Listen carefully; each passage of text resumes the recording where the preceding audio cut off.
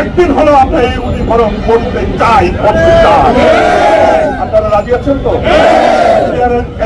বিডিআরের যে ইউনিফর্ম রেখে গিয়েছি ব্ল্যাঙ্কেট থেকে জমা দিয়ে এসেছি না, এই ইউনিফর্মটা আবার স্কুল থেকে কালেক্ট করে একদিনের জন্য হলো করে আমরা তার প্রতি আমাদের দাবি। কারণ আমরা কি, আমরা মজলুম, কাজ চলবে শিকার চলবে। অতএব আমরা চাই আবারও আমরা পিলখানার ময়দানে যাব, পিলখানার প্যারেড গ্রাউন্ডে প্যারেড করব এবং আমরা যাদের যে র্যাঙ্কে হওয়ার কথা তাকে সেই র্যাঙ্ক দিয়ে আমাদেরকে আমার বাবা আজকে খুব সুন্দর কথা বলেছে। আমার বাবা বয়োজ্যেষ্ঠ মানুষ, আজকে ফজরের নামাজের পরে আমি বললাম বাবা আমাকে আমার জন্য দোয়া করো। আমার বাবা বলেছেন যে আজকে হয় শহীদ হয়ে যাবে, আমরা হয় জেলখানায় শহীদ হবি না হয় জেলখানায় যাবি।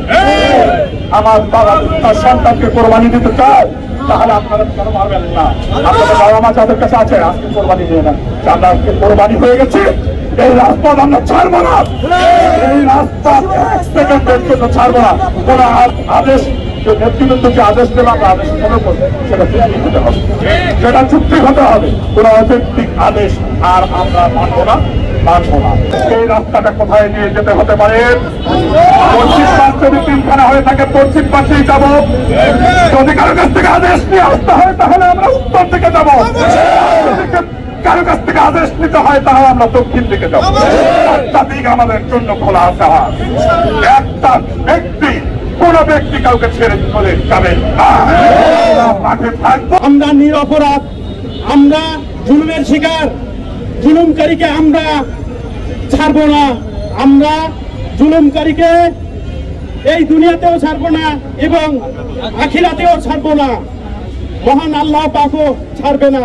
তাদের ইহকালেও কোনো ছাড় নেই, পরকালেও ছাড় নেই। কারণ আমরা যদি দোষী হইতাম তাহলে আমরা আজ রাজপথে আসতাম না। কারণ আমরা নিরপরাধ, নিরপরাধ বলেই আমরা আজকে রাজপথে এসেছি। সংগ্রামী সহযোদ্ধা বন্ধুগণ, আপনারা আমাদের এই আন্দোলনে কোনো বিশৃঙ্খলা করবেন না। আমরা শান্তিপূর্ণভাবে ইতিপূর্বেই আমরা আন্দোলন করেছি। সরকার এবং দেশের জনগণ আমাদের সঙ্গে আছে এবং সরকার দেখেছে যে আমরা কত শান্তিপূর্ণভাবে আমরা আন্দোলন করি। আমাদের আন্দোলনের কোনো বিকল্প নেই এবং আন্দোলন আমরা শান্তিপূর্ণভাবেই করব।